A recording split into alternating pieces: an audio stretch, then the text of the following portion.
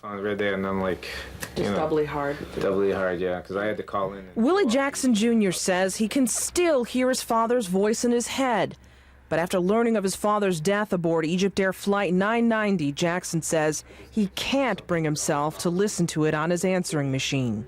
Tried to call me last night, and I missed his call, but he wanted to, just let me know he was leaving. He was in the airport because he stayed in constant contact with us. Airline officials confirmed 61-year-old William Jackson Sr. and his wife Mitzi Jackson were passengers aboard the plane bound for Egypt. Jackson says his father and wife were avid travelers who often invited the whole family along for trips to exotic places. Traveling was his life, so, the one thing I'm very happy about is that, he lost his life doing what he loved to do. And not a lot of people get to do that, so. Jackson describes his father as a great family leader, one who overcame many obstacles, including race. Before his 20-year career at Eastman Kodak, Jackson Sr. became the first African-American to be sworn into the ranks of the Rochester Fire Department. Jackson Jr. himself is a Rochester firefighter. Guys like him come along once in a lifetime, and I'm going to miss him a lot. Willie Jackson Sr. dreamed of traveling to every corner of the world. This latest trip was to see the pyramids in Egypt. His son says Willie understood the risks of flying and the threat of terrorism, but he had no fear. My father was a fearless flyer. He loved to travel, and he traveled in every mode of transportation you can think of, boat, plane, and he had no fear of flying whatsoever. He was very secure in getting on an airplane. Willie Jr. never got the chance to say goodbye to his father and stepmother, Mitzi. They called before boarding the EgyptAir flight. Willie wasn't home. He heard about the crash on TV. I asked myself 1,000 times, why me? Why my family? Why my father? Hundreds of thousands of flights go out every day, but, it's just one of those things that happens, and I guess it's just the way fate is. Mitzi Jackson's mother, Erica Schwenk, of Hilton, and another relative also died in the crash. For now, the Jacksons will remain in Rochester to be with other family members. Willie Jackson Jr. says, though, he may travel either to New York City or Rhode Island to try and learn more about what happened to his father. He still has not heard from the FAA. Tom Snyder understands the Jacksons' grief, and he feels their pain. Tom's brother Steve Snyder was piloting TWA Flight 800 when it crashed over Long Island 3 years ago. Steve's body was one of the last to be recovered. This process drags on and will, and I wish I could comfort him, but other than knowing our prayers are with him. All day, families of the victims of Flight 990 have been brought here to the Ramada Hotel at the JFK International Airport. Behind closed doors, they're meeting with grief counselors, talking with one another, and hearing firsthand from officials about the grim task of recovery. Governor Pataki met with the families for the first time today. He publicly thanked the Red Cross and other service providers for their help. The governor also pledged support for the grief-stricken families. We will be there supporting in every way possible. New Yorkers always rally together in times of crisis.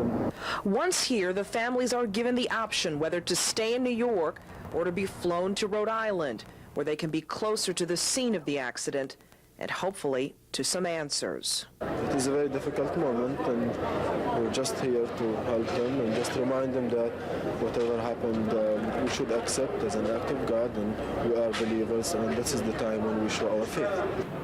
And in a touching display of support, families of the victims of TWA's Flight 800 crash in 1996 have been phoning in asking officials how they can help. In New York City, Norma Holland, News Source 13. Busloads of families arrived in Newport, Rhode Island today, their sorrow contrasting sharply with the beauty of this oceanside town. The weather is getting worse here in Newport, which means search teams will have a difficult time trying to recover any debris. Until they can resume their search, families here will just have to wait for more word on the recovery mission, and in that time, console each other the best way they can. Crisis counselors from the Rochester chapter of the American Red Cross are on their way to Newport.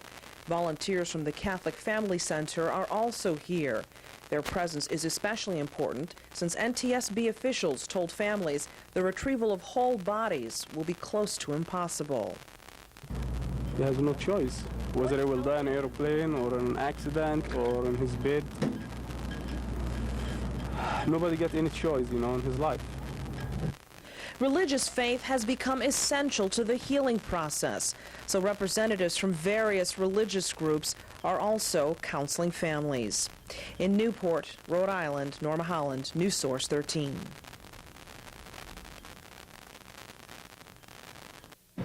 A memorial service was held by the family members of the crash victims here at the DoubleTree Hotel in Newport, Rhode Island.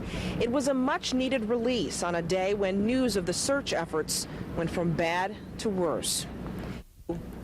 Religious faith is what many of the families say is holding them together. Today, they learned some disappointing news. The NTSB says first, finding intact bodies will be impossible, and second, the search for debris will be delayed because of the bad weather. Wow. It does take a toll on them emotionally because they know that that is going to slow the flow of information to them. It stops the investigation temporarily. That stops their information flow, and that has an emotional toll. The crash is now 3 days old, and of course it will take family members much longer to heal. So the American Red Cross is offering counseling services to them and will be available to families for as long as they're needed. In Rhode Island, Norma Holland, News Source 13.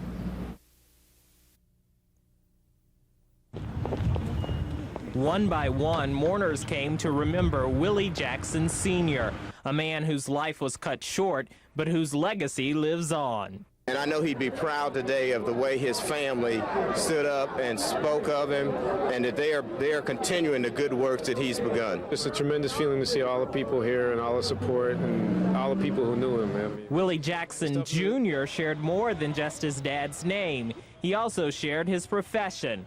Willie Sr. was Rochester's first African-American firefighter. It's very significant that his son and his namesake followed in his footsteps. Willie Jr. says his father, who finished out his career as a computer programmer, always put his family first. That's why the family chose not to travel to the plane's crash site. Our support base was here, so my family chose to do everything here in Rochester. If the need arises, we still may have to go, but as for right now, we'd rather be with each other here. Our cameras were not allowed inside, but it was a sad and uplifting service. Willie Jr. says he's been asking himself, why did this have to happen? And he thinks he has the answer. I think God needed 2 more computer programmers for the Y2K in heaven, and I know the computers will be running smoothly up there.